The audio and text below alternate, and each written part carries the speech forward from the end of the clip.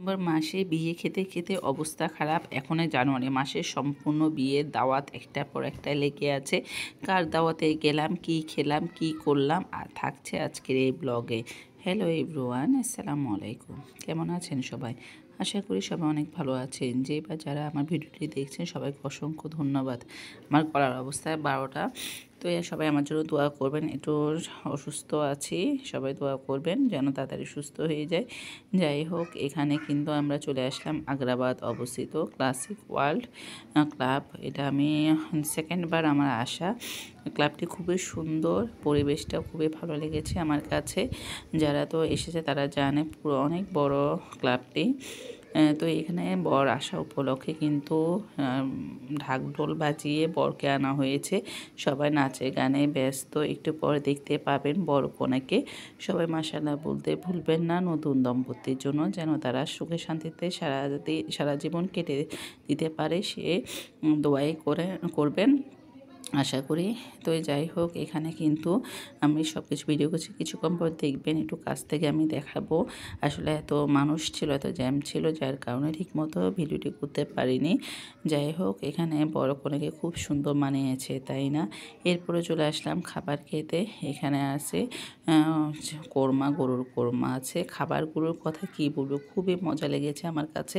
এখানে গরু মাংস ছিল, এখানে সালাদ ছিল, আর অনেক আইটেম ছিল। কোরাল মাছের দো পেঁয়াজা ছিল, এরপরে ছিল চিকেন রোস্ট, এরপরে চিকেন রোস্টও ছিল। এখানে সবজির কথা কি বলবো, আমি সবসময় বিয়ে বাড়িতে গেলে সবজিটা খাওয়ার জন্য ট্রাই করি। এখানে বিয়ে বাড়ির সবজি যেন আলাদা মজা, আলাদা একটা টেস্ট থাকে। যাই হোক, কথা কি বলবো, এক কথায় অসাধারণ।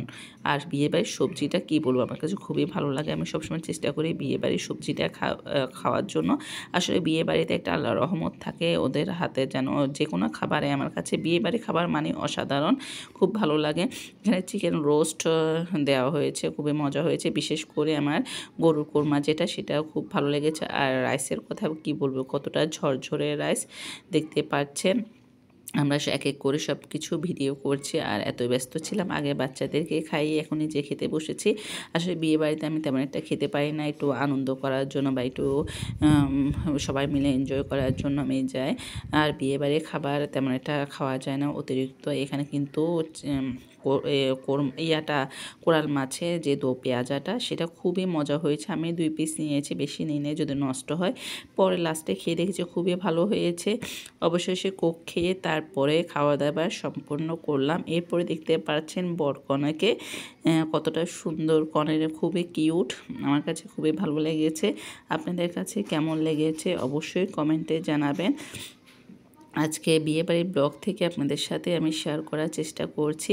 বিয়েবাড়ির খাবার দাবার খেয়ে আমার ছেলে দেখুন খেয়ে দিয়ে একদম ও এমন ভাব নিয়েছে ও চা খাবে। এরপর কিন্তু আগ্রাবাদ অবস্থিত পাশের কাছাকাছি ওরিয়েন্টে গিয়ে আমরা খুবই মজার একটা চা খেয়েছি। আমার ছেলেও বলছে ওর জন্য যেন আমি চা নিই।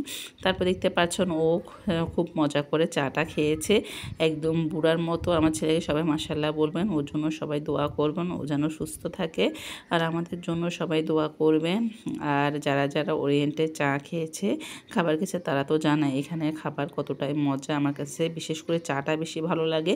আমি প্রায় সময় এখান থেকে চা, পরোটা এগুলো খেতে চলে যাই ওরিয়েন্টে।